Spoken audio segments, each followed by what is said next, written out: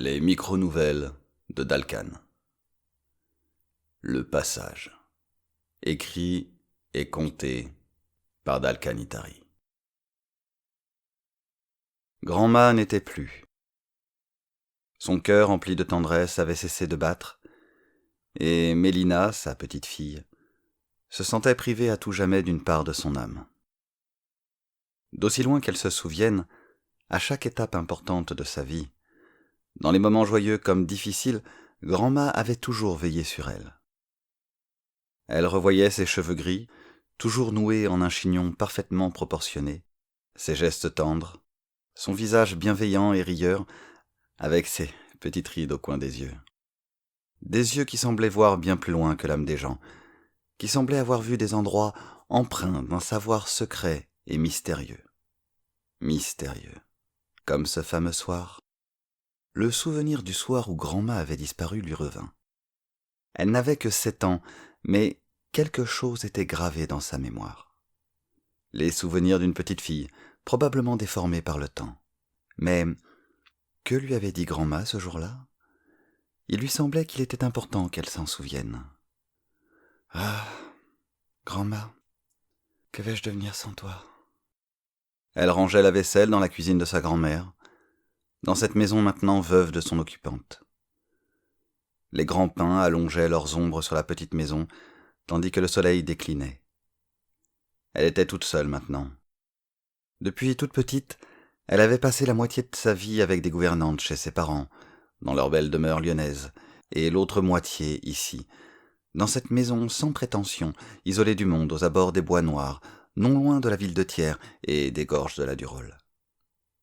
À Lyon, elle ne manquait de rien, sauf de l'attention de ses parents, qui avaient abdiqué leur rôle au profit de préceptrices, de nounous et d'autres encore, tout étrangères à son cœur. Non, c'était ici, dans ce coin reculé de tout, qu'elle avait ses plus beaux souvenirs. Et les plus étranges aussi, lui susurra une petite voix. Oui, il y avait eu cette fameuse nuit, cette nuit où Grand-Ma avait disparu. Le souvenir vint s'imprimer sur sa rétine mémorielle. Elle avait oublié, mais cela lui revenait maintenant. C'était une nuit de pleine lune. La lumière blanche et froide projetait les ombres des branches des pins comme autant de bras monstrueux qui cherchaient à l'attraper. Elle était cachée derrière le fauteuil aux accoudoirs rembourrés et à l'assise profonde, celui où Grand-Ma aimait à s'asseoir pour tricoter ou pour lire, avec le poêle juste à côté. Elle était venue là car le vent soufflant et gémissant faisait crisser les branches sur les tuiles du toit. Elle s'était cachée au début sous la couette, mais le bruit était de plus en plus fort. Elle semblait se rappeler qu'elle entendait comme un chuintement, un grattement à travers les griffures sur les tuiles qui se faisaient plus fortes. Le crissement écorchait son nom. Sa chambre à l'étage n'était cette nuit-là plus un lieu de paix. Elle s'était laissée glisser au bas de son lit, avait couru jusqu'à la porte la tête baissée, avait tourné la poignée avec la plus extrême attention pour ne pas faire de bruit, puis avait dévalé les escaliers et s'était cachée derrière le fauteuil. C'est de là qu'elle avait vu Grand-Ma descendre un peu plus tard. Oui, c'était ce souvenir qui la hantait. Elle ne saurait dire combien de temps elle était restée cachée là, mais quand elle avait vu sa grand-mère, elle avait failli se jeter dans ses jambes pour chercher le réconfort habituel. Cependant, quelque chose dans l'attitude de Grand-Ma l'en avait dissuadée. Elle l'avait vue entrer dans le cagibi sous l'escalier, refermer les 2 petites portes et ne pas en ressortir. Le temps avait semblé s'allonger, s'étirer à l'infini, et Grand-Ma ne ressortait toujours pas. Le bruit des branches sur le toit avait repris de plus belle. Même en bas, elle les entendait nettement. « Elles veulent m'attraper », avait-elle pensé. « Elles ont attrapé Grand-Ma, et maintenant elles viennent me chercher. »« Grand-Ma » avait-elle appelé de sa petite voix, pas trop fort pour ne pas attirer l'attention des branches. Mais pas de réponse.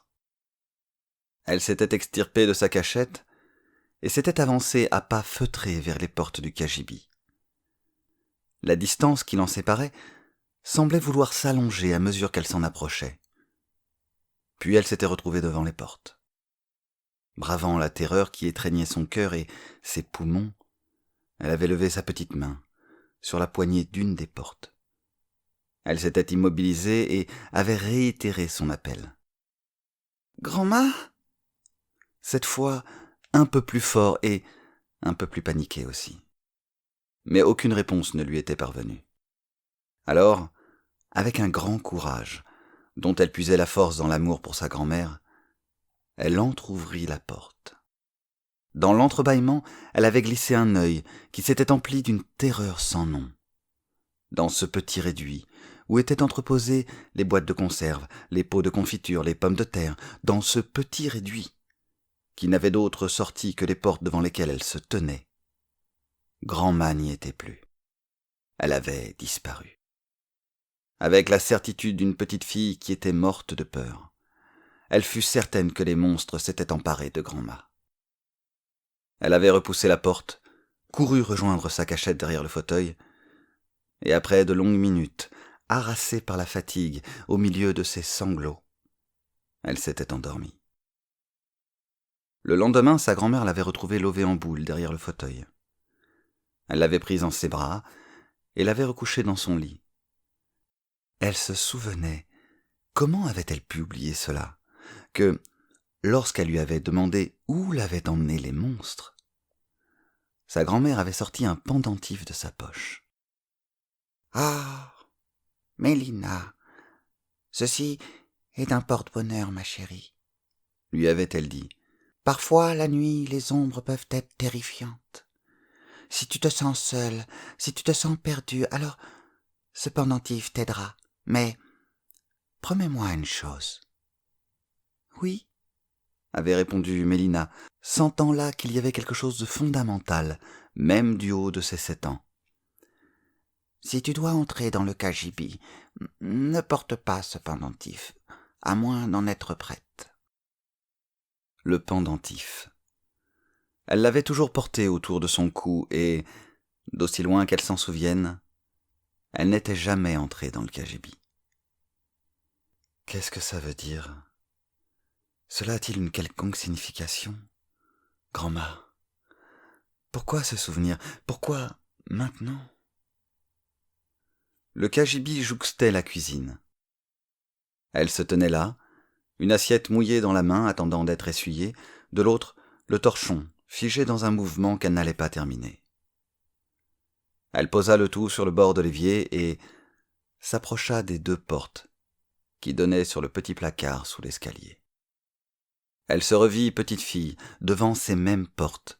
La même fugace terreur descendit le long de sa colonne en un frisson rapide. Elle avait grandi, ne croyait plus aux monstres, ni aux fantômes.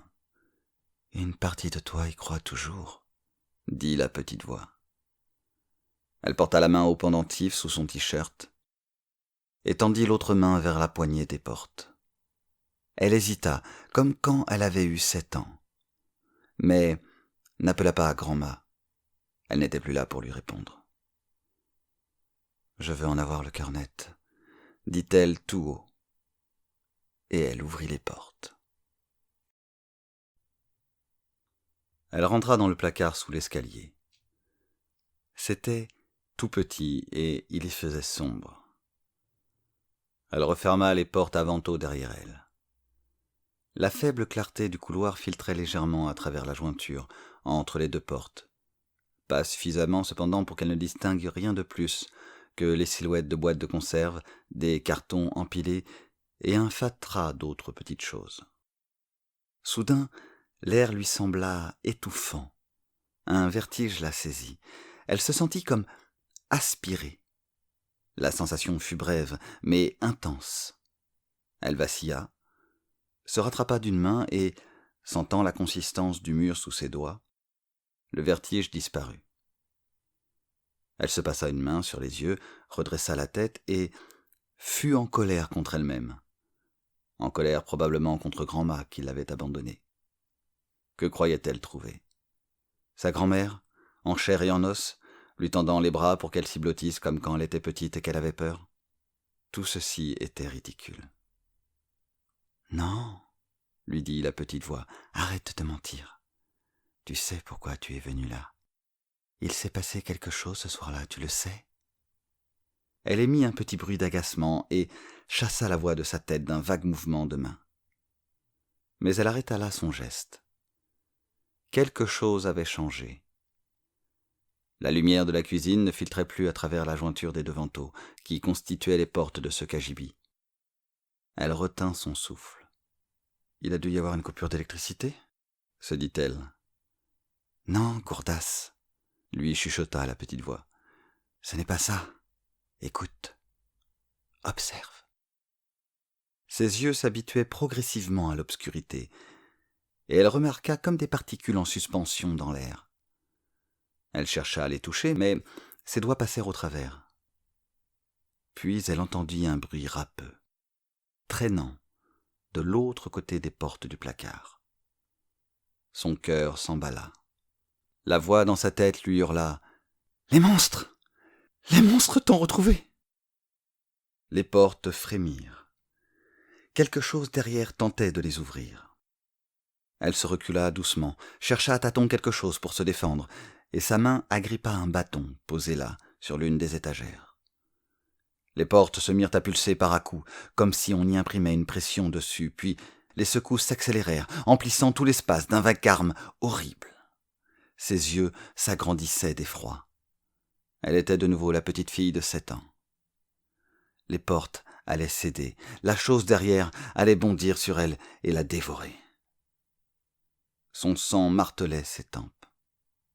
Elle étreignit le bâton, se plaqua tout au fond du réduit et fit tomber une étagère et son contenu au sol dans un bruit qui lui glaça le sang. Elle riva des yeux exorbités de peur sur les portes.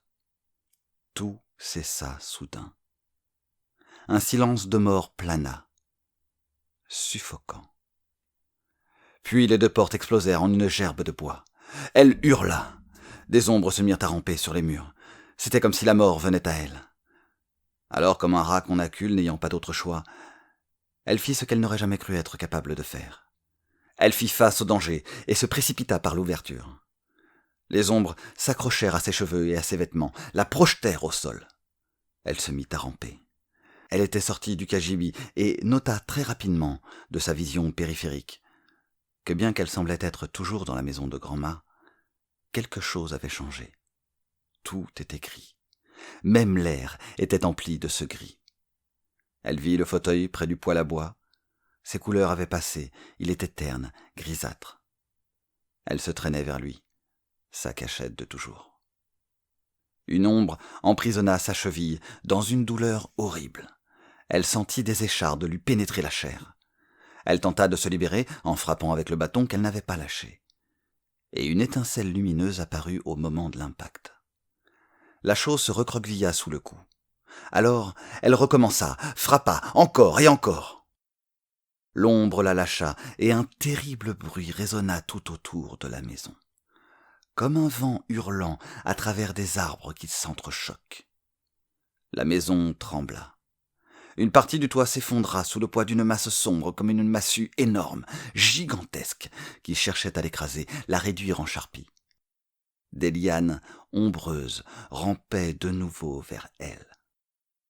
Le bruit dehors était un cri de haine, hurlé par des centaines de bouches inhumaines et amplifié par le vent. Une deuxième masse s'abattit sur le toit et éventra le mur du salon. Elle se redressa, pantelante, tenant son bâton étincelant à 2 mains devant elle, prête à frapper. Elle ne s'en rendait pas compte, mais elle hurlait, probablement depuis le début. C'est alors qu'une silhouette traversa la fenêtre et, dans un vif mouvement ponctué d'une brillance meurtrière, sectionna les lianes qui étaient sur le point d'agripper Mélina. Puis la silhouette rangea son arme dans un long fourreau et tendit une main salvatrice. « Je crois qu'il serait préférable de partir, qu'en pensez-vous » Nulle trace d'inquiétude ne perlait dans cette voix. Comme si tout ceci était normal, mais une certaine insistance toutefois. Sans mot dire, elle saisit la main tendue et suivit son sauveur à travers la fenêtre. Ils coururent sur 500 mètres, puis se retournèrent. Elle n'en crut pas ses yeux. Ce qui l'avait attaqué, ce qui s'abattait sur la pauvre maison n'était autre que son pire cauchemar. Des arbres. C'étaient des arbres gigantesques, aussi noirs que la nuit, avec leurs longues branches griffues et tordues. Ils s'acharnaient sur la pauvre maison qui n'était déjà plus qu'une ruine, comme s'ils rageaient de n'avoir pu s'emparer de leur proie. Mais maintenant que Mélina était dehors, et même si de l'intérieur la maison avait semblé être celle de Grand-mât, ce qu'elle voyait là l'emplit d'une certitude qui répondit enfin à la question qu'elle s'était toujours posée. Où avait disparu Grand-mât cette nuit-là? Dans un autre monde. Et la petite voix dans sa tête lui dit tout bas: « Je le savais. » L'homme la guida à travers des bois inquiétants, des bois morts, des bois noirs, où toute vie semblait avoir disparu. Par deux fois, il sortit sa lame avec la vivacité d'un cobra. Et par deux fois, elle vit des formes sombres tomber au sol, se recroqueviller et devenir poussière. Elle aurait voulu lui demander ce que c'était, où elle était, qui il était. Mais il forçait le pas, et elle n'avait pas assez de souffle pour amorcer une question. Finalement, ils atteignirent une large clairière, où un feu en son centre redonnait quelque pâle couleur à cette nuit étrange. Deux silhouettes, qui étaient restées tapies à la lisière de la lumière et de l'obscurité que produisait le feu, s'approchèrent d'eux. L'une d'elles était un homme grand et costaud, avec des muscles saillants et noueux. Il s'adressa à l'homme qui l'avait sauvé. « Dom, qu'est-ce que tu nous ramènes là ?» Ainsi son sauveur s'appelait Dom. « Une brebis garée, » répondit celui-ci. « Elle était sur le point de se faire saucissonner par des ramures sauvages. Les ombres approchent. » L'autre personne, qui était beaucoup plus petite, à tel point que Mélina avait cru un moment que c'était un enfant, fit un geste qui semblait demander où elle avait été trouvée.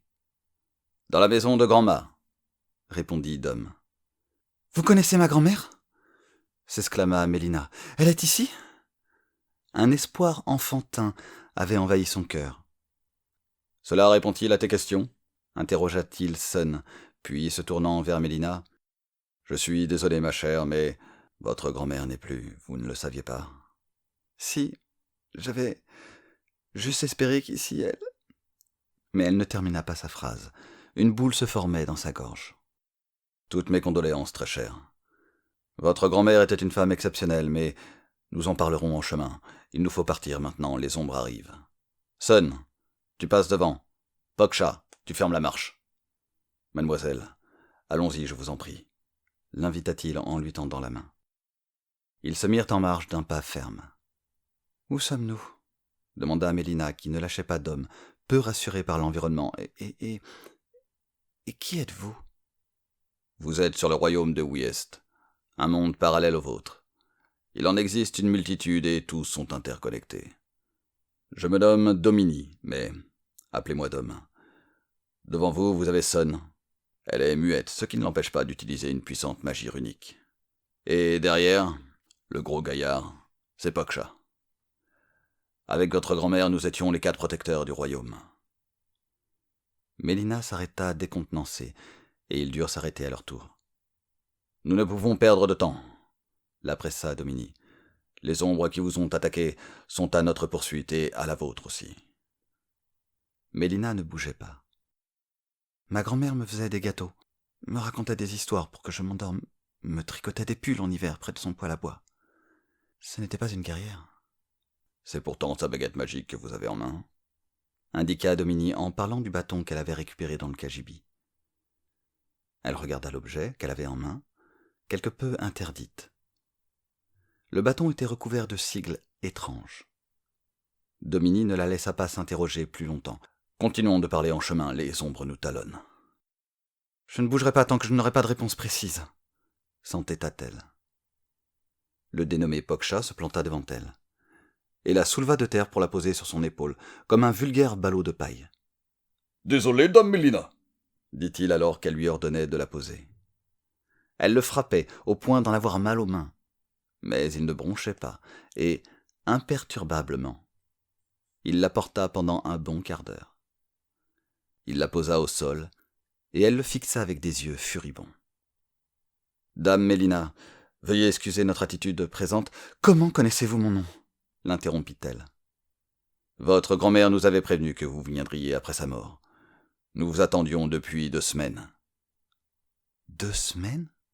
Questionna-t-elle. Mais elle est morte il y a 4 jours ? Le temps passe plus vite ici que dans votre monde. » Elle n'était plus à une bizarrerie près. Des arbres qui cherchaient à l'écraser, des histoires de magie et de mondes parallèles. Elle finit par accepter ces étrangetés. « D'accord. Ok. Pourquoi suis-je là ? » ?»« Pour récupérer la lumière qui vous revient. » Elle sentait qu'elle n'était pas au bout de ses surprises. La lumière ? Quelle lumière ? Vous aurez vos réponses ici, répondit Domini en indiquant un vieux cimetière abandonné devant lequel il s'était arrêté. Elle hésita et fit un signe de main à Poksha qu'elle voyait prêt à la porter de nouveau. « C'est bon, je vous suis. » Ils entrèrent dans le vieux cimetière et son apparence changea dès qu'ils en franchirent le vieux portillon.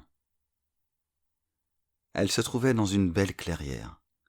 L'herbe était verte, les couleurs resplendissantes. Le contraste avec le gris qui l'avait environné depuis le début était saisissant.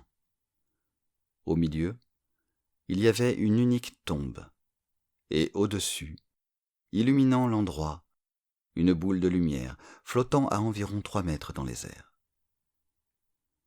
Poksha, Sun et Domini restaient en retrait. Elle se retourna pour les interroger d'un signe de tête. « Elle vous attend. C'est votre héritage, » parla Domini. Elle retourna son attention sur la tombe et la boule de lumière. Elle secoua la tête négativement. Tout cela était trop énorme. C'était même trop tout court. Elle n'avait pas demandé à venir ici, à se faire poursuivre par des ombres, des arbres cogneurs et rageurs, se faire porter par un gros balourd.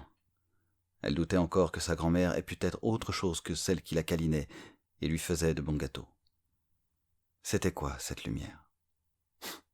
Elle s'en fichait après tout. Tout ce qu'elle demandait, c'était de pouvoir rentrer chez elle, d'oublier cet endroit étrange. « Es-tu sûr de ne pas vouloir en savoir un peu plus ?» lui dit sa petite voix. « Ne veux-tu pas savoir pourquoi grand-ma t'a envoyé ici ? Car c'est elle qui t'a amené jusqu'ici. »« Oh, la ferme !» dit-elle entre les dents. « Ne te voile pas la face. Grand-ma te l'avait dit. » Mélina plissa le front. « Oui, elle t'avait prévenu. Ne rentre pas dans le cagibi avec le pendentif, à moins d'être prête. »« Prête pourquoi ? Comment pouvais-je savoir ? Oh, mais tu le savais. Tu l'as toujours su au fond de toi. Foutaise. Je veux juste rentrer chez moi. » Domini assistait à ce combat intérieur et intervint. « Je vous aiderai à rentrer chez vous. Malheureusement, il existait 2 passages. Celui que vous avez emprunté qui n'est désormais plus accessible, et le phare. Mais celui-ci ne peut être activé qu'avec cette lumière. Nul autre que vous ne peut s'en prévaloir. Elle est votre héritage, une part de grand-mât. » Mélina s'adoucit. Elle s'approcha de la tombe, vit que le nom de sa grand-mère y était gravé et sentit la douleur du deuil l'envahir. La lumière se mit à vibrer et elle entendit alors une voix familière lui parler. « Ma douce Mélina, ma tendre enfant, sèche tes larmes, t'appesantir sur le passé ne sert à rien, tu ne peux le changer. Tu peux influer sur le présent et le futur. Tu es triste, c'est normal, mais à quoi bon ? Cela ne changera rien à ce qui a été. Sois heureuse, ce choix t'appartient. Sache que rien ne disparaît complètement. Parfois, la nuit et les ombres peuvent être terrifiantes. Si tu te sens seul, si tu es perdu dans la nuit. » Elle porta la main à son pendentif et continua cette phrase qu'elle avait entendue petite fille. « Ce pendentif t'aidera. » Alors, la lumière gonfla, emplit toute la clairière, puis en une fraction de seconde se réduisit à la taille d'une simple tête d'aiguille et s'incrusta dans le médaillon. Mélina sentit une profonde chaleur l'envahir. C'était comme quand grand-mât la serrait contre son cœur. Elle ressentit ce bien-être. Elle ressentit sa présence et des larmes de bonheur coulèrent sur ses joues. Puis une énergie encore plus grande la traversa et déverrouilla quelque chose en elle. Enfin, la lumière disparut et le gris de l'air recouvrit le cimetière de nouveau en ruine. Seule persistait l'énergie au cœur du pendentif. Au loin, la forêt fut secouée par une énergie malsaine. « Vite, dame Mélina de Wiest, vous avez reçu le don de la lumière. Les ombres l'ont perçu, il nous faut rejoindre le phare, urgemment. » Les 3 gardiens et Mélina se mirent à courir. Le phare était situé au nord-ouest. De tout temps, il avait toujours existé. Il protégeait en son sein un mécanisme aussi vieux que le monde et peut-être plus encore. Il était la passerelle interdimensionnelle permettant de se rendre en n'importe quel point de n'importe quel monde. Si le mal s'emparait de la lumière, il pourrait se répandre partout. La terre tremblait. Les arbres noirs, cachant dans leur profondeur des choses encore plus sombres, s'acheminaient vers le phare, à la poursuite des gardiens, à la poursuite de la porteuse de lumière. Le phare se voyait à l'horizon. C'était un minuscule doigt pointé vers le ciel. Un ciel d'encre où brillaient les étoiles insensibles à ce qui se passait ici-bas. Les ombres se rapprochaient. Soudain, elles furent derrière elles. Elles couraient sur l'herbe, creusaient des ornières dans le sol et rebondissaient dans l'air en claquant tels des fouets. C'était l'avant-garde des ombres, prémisse à quelque chose de plus monstrueux. Il fallait s'en défaire au plus vite. Domini fit volte-face. « En position !» hurla-t-il. Son se plaça à ses côtés, tandis que Poksha restait en retrait, protégeant Mélina. Les lianes ombreuses attaquèrent. Dom fendit l'espace de son katana avec une célérité prodigieuse. Les ombres retombèrent en poussière. Sun fit naître de ses mains des shurikens magiques. Elle les lança sur les ombres qui tentaient de les prendre par les flancs. Sa magie traversait la nuit pour se ficher dans les racines, les marquant d'un filigrane runique vert. Des runes couraient le long des excroissances noires comme une phrase qui s'écrit, comme un sort qu'on épelle, se terminant par l'explosion vert fluorescente de la magie. Malgré cela, les ombres étaient de plus en plus nombreuses. Elles voulaient la porteuse de lumière. Elle les encerclait presque. Poksha s'arma de son marteau. Il la battait et, bien qu'il fasse de lourds dégâts, les ombres plus rapides que lui le submergeaient. « Dame Mélina, votre magie !» la supplia-t-il. « Votre baguette !» Mais elle ne savait pas comment faire. Elle était tétanisée. La baguette qu'elle tenait à la main tremblait et elle était incapable de s'en servir. Poksha était trop lent. Soudain, une racine lui transperça le bras. Il lâcha son marteau et arracha la racine de son autre main. Le sang coulait de son bras, qu'il laissait pendre sur le côté. Il récupéra son marteau, fit une roulade pour esquiver 2 racines qui se fichèrent juste derrière lui, là où il se trouvait quelques secondes plus tôt. Il se releva, grimaçant de douleur, frappa avec rage 3 ombres qui rampaient vers Mélina et s'écroula au sol, quand une racine s'enfonça dans sa jambe. Mélina entendit le fémur se briser. Poksha hurla. Domini bondit et découpa les ombres qui fonçaient droit sur le cœur de Poksha. Sun, auréolé du vert de sa magie et du noir des cendres de ses ennemis, les rejoignit et terrassa les dernières ombres. « Il nous faut rejoindre le phare au plus vite. Elle nous rattrape !» ordonna Domini. « Sans moi, les amis !» dit Poksha livide. Allongé au sol, il se tenait la jambe. Sun terminait un pansement de fortune sur son bras. « Ne dis pas de bêtises, on ne t'abandonne pas !» dit Domini, mais il voyait bien l'état de son ami. « Toi, pas abandonnez-moi, moi décidé de rester.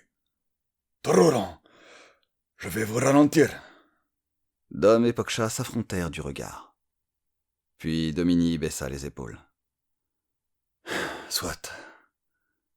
Reste en vie, mon ami. » « Je survivrai. » Sun donna à Poksha une fiole qu'elle prit dans son petit sac en toile qu'elle portait à la ceinture, se leva et posa une main pressante sur l'épaule de Dom. « Oui, » dit-il avec regret. « Il nous faut partir. Nous reviendrons te chercher. »« Bonne chance !» dit Poksha. Ils tournèrent le dos et reprirent leur marche, le cœur lourd. Mélina s'en voulait. Il lui avait demandé de l'aide, et elle en avait été incapable. Elle se sentait inutile. C'était dans sa nature de douter d'elle-même. Elle devait probablement ce manque de confiance en soi à ses parents, à leur absence. Il lui avait tout donné sauf l'essentiel. Et même Grand-Mâne avait su combler complètement ce manque. Le phare était maintenant à moins de 10 kilomètres. Il le voyait nettement. Il semblait être composé de la roche même qui constituait les falaises qu'il dominait. Puis sa structure changeait en montant et devenait métallique, jusqu'à la coupole en verre tout en haut. Domini les pressa. Ils entendaient le martèlement des ombres derrière eux. Ils eurent une pensée pour Pokcha. Ils espéraient qu'il ait pu se mettre à l'abri. Ils arrivèrent au pied du phare et trouvèrent une porte de pierre. Domini chercha à l'ouvrir, mais elle résistait. Son poussa Mélina vers la porte. Dom comprit. « Bien sûr, seule la porteuse de lumière peut ouvrir la porte. » Les ombres apparurent à moins d'1 kilomètre. « Je vous en prie, Mélina, ouvrez-la !» Elle posa les mains sur la pierre froide et, incertaine, prononça « Ouvre-toi » La porte de pierre glissa sur le côté. Ils s'engouffrèrent à l'intérieur et elle se referma d'elle-même. Un escalier en colimaçon montait tout en haut. À mi-chemin, ils entendirent les ombres s'abattre sur le phare. La structure trembla légèrement. « Vite, montons !» ordonna Dom. L'escalier en colimaçon semblait sans fin. Le phare tremblait sous les assauts des ombres. Ils arrivèrent en haut, à bout de souffle. Un rapide coup d'œil en bas leur apprit qu'aucune retraite ne serait possible. C'était réussir ou périr. Une masse sombre et noirâtre grouillait tout autour en bas. Déjà les racines s'accrochaient au mur et grimpaient. « Dom, qu'est-ce que je dois faire ?» questionna en panique Mélina. « Il faut que tu actives cet œuf. » L'œuf en question était un objet ovoïde d'environ 2,50 m de haut et qui reposait debout, au milieu de la coupole. Mélina regarda l'objet désemparée. « Je l'active comment ?» Mais Dom était tourné vers Son. « Libère ton pouvoir, Son, » lui demandait-il. « Je te protégerai, mais il nous faut gagner du temps, je ne crois pas qu'elle soit encore prête. » Il y eut un échange de regards rapides entre deux. Puis Son se défit de ses vêtements et exposa sa peau tatouée de runes. Elle joignit ses mains et se mit à les faire bouger devant elle, de plus en plus vite. Les runes de sa peau s'illuminèrent et une formidable bulle magique émana d'elle. Elle les enveloppa, ainsi que la coupole. Son planta ses pieds dans le sol et attendit les premiers coups des ombres, qui ne tardèrent pas. Dom s'en retourna vers Mélina. « Touchez l'œuf !» Elle s'exécuta tandis que le bouclier de Son crépitait maintenant de toutes parts. L'œuf s'ouvrit comme un nénuphar. Les pétales étaient blancs et roses. Son cœur d'un jaune lumineux. « Vous devez prendre place au centre, il me semble. »« Et après ?»« Je ne sais pas, avoua-t-il. Cela dépend de vous maintenant. » Mélina s'avança au cœur du nénuphar. Les étamines lui caressaient les jambes en ondulant. « Je ne sais pas quoi faire, » dit-elle perdue. « Je n'y arriverai pas. » Domini sentait sa détresse et le doute qui l'habitait. « Vous pouvez y arriver, » tenta-t-il de la rassurer.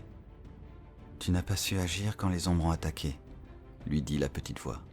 « Je suis restée tétanisée quand Pokcha s'est fait attaquer, » dit-elle. « Je n'ai rien pu faire. J'ai peur de ne pas y arriver là non plus. » Quand je vous ai secouru dans la maison de Grand-Mât, vous vous battiez fièrement. Quand vous avez été en présence de la lumière, celle-ci vous a choisi car elle a vu en vous la digne porteuse de lumière. Quand Grand-Mât parlait de vous, c'était toujours avec amour et fierté. « Tu vas le décevoir, » lui dit la petite voix. « C'est comme pour papa et maman. C'est pour ça qu'ils ne s'occupaient pas de toi. »« Je n'ai rien réussi dans ma vie. Vous savez, mes parents... » Domini l'interrompit. « Arrêtez de vivre dans le passé. C'est un puits sans fond dans lequel on s'enlise, empli d'une mélancolie parfois joyeuse, parfois triste, mais qui vous attire vers le bas et vous empêche d'avancer. Ce qui importe, c'est maintenant. Vivre son présent pour construire son futur. Laissez derrière vous tout ce qui peut vous nuire. » Mélina sentit une onde positive effleurer son corps, mais de nouveau la petite voix susurra à son oreille. « Tu n'as pas la force pour le faire. Ce sont de belles paroles, mais c'est impossible. Tu ne peux pas. C'est trop dur. Ils vont mourir et ce sera de ta faute. » Les yeux de Mélina s'emplirent de larmes. Elle ne voulait pas de ce fardeau. Elle était prise au piège du peu d'estime qu'elle avait d'elle-même. Domini le vit et comprit. « Dame Mélina de Wyeth, nous sommes notre pire ennemi et notre meilleur allié. Sachez que rien ne vous est impossible. On est tous capables des plus belles prouesses, cela ne tient qu'à la volonté.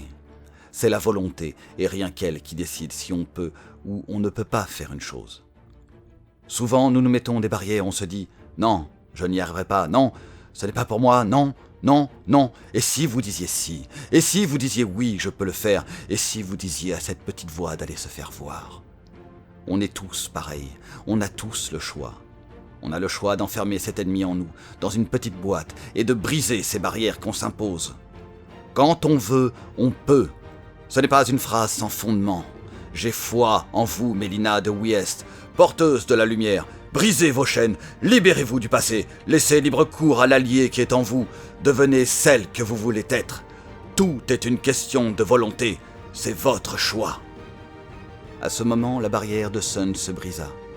Mélina la vit flancher et tomber au sol.